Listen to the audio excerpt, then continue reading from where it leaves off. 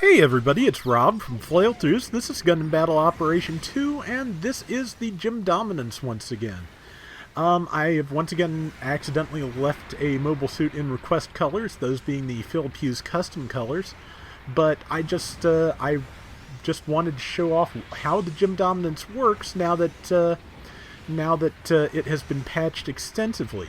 They upped the damage on one of its beam sabers and reduced the cooldown time on another, but more importantly, the double beam gun has been completely overhauled.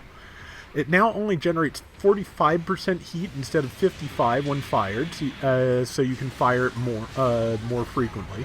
It also has had its firing time reduced to 1 second between shots, so you can fire it a lot quicker. And it has upped its stun value, so with a couple of good shots, you can kill somebody, or you can stun somebody rather. But yeah, so it is a completely different mobile suit now for all intents and purposes. I am, just running back and forth, trying to stun the Skelgood, which I have done. Trying to get the box beam saber in. I fell a little short, basically because of the hill, I think. But luckily, the Gundam was right there, so it got hammered and tagged that G-line. I think it's a full custom? Yeah, looks like a full custom. It's got the shoulder cannons, so. But yeah, so tagged that. I think somebody else has nearly gotten it killed, but I'm going to run for cover because the entire enemy team seemed to be focusing me pretty hard, so it's a good time to be not there. And tagged the shield on that Gelgoog this time, and overheated the gun, but got a kill, so worth it. There is a Striker Custom, which, with the added, speed of the weapons, and the up damage on some of them, the Dominance does not make a bad foil for that. So, see, Striker is going that way, which means I have an opportunity to tag it with a few shots. Missed all but one of them, and unfortunately took out one of my allies while I was trying. I was hoping to catch the Garibaldi, but the Garibaldi has not yet caught me either. Now it will. And I'm on the ground and taking damage. That's not good. Nope, Striker Custom did not have time to kill me before I got up. Maybe not a good round to be a Gelga ground type, but we'll see about that. That reminds me, hopefully you'll see this before it goes live, but it's we found out that the Gelga Gunther, the other Gelga G from Gundam Battle Operation 1 is coming back, and it's going to be a mobile suit that comes with a token purchase on the PlayStation Store. So those all do make it into the lottery eventually. So if you don't care about getting it early, you will still be able to get it eventually without having to pay money. So just hang tight. But for those who want the Gunther, who want to see if they've managed to make it into something better for GBO1 or for GBO2. That is going to be available soon. I'm really kind of interested to see what it looks like, because in the first game it was not very good at all because it had a rapid-firing, non-stunning beam rifle, and as a raid, and raids without some kind of stun were, even more miserable in GBO1 than 2 for a couple of reasons, but the most prominent of which is Gundam Battle Operation 1 did not have build stun. Your weapon either stunned or it did not. This is why machine guns were basically, frowned upon by an awful lot of player base in GBO1, because you could not stun with them at all. You could do good damage, you could do great damage, especially with the Akzaku and Jim Cold Climate machine guns. Those were about the two best in the game. But yeah, they were really hard to support a team with, because if you didn't have enough bazooka players or charge rifle players, generally bazooka for the speed of the stun, you were not getting anywhere. So basically, I've talked to people about this before, and it's come up again recently just with the advent of some of the new things they're adding to GBO2. Everything you don't like about GBO2 was worse in GBO1, like, every time. Okay, this was foolish. I knew there was a pilot there. Or actually, no, I didn't see the pilot fly in there when I ejected.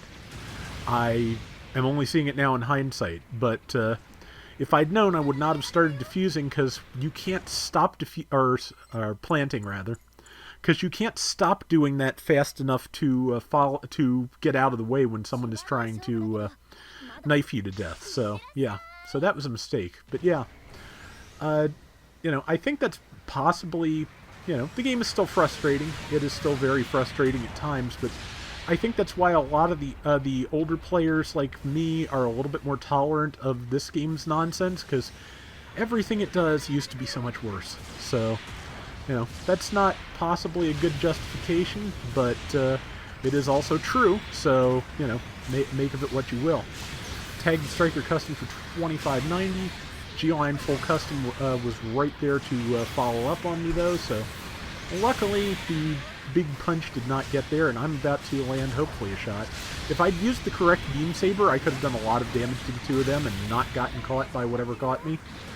But I didn't do that thing, so that didn't happen. That did not work out the way I wanted it to. Galbaldi is what got me. And I fired through a cloud of smoke at it. There's somebody behind me I'm not paying enough attention to, and the Striker Custom got me. So, yep, it happens, but... words out of them. But yeah, it's and just the fact that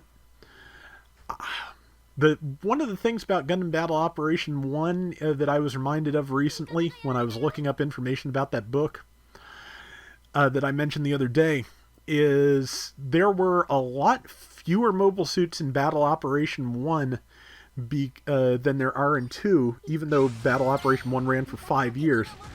Because there were new banners maybe once or twice a month at most, not once a week, and I'm pretty sure there were no clan match rewards. There was nothing like that. There were no limited missions that I remember that gave mobile suits. So yeah, again, just everything, there is just so much more to this than there was to that. So it's just kind of impressive to see how far this development team has come. If they could if they could work out some of their connectivity issues and things and latency, we would have something really special here, I think.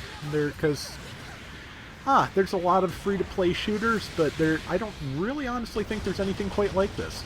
So that's just my opinion, and I am going to stab that Striker Custom really hard.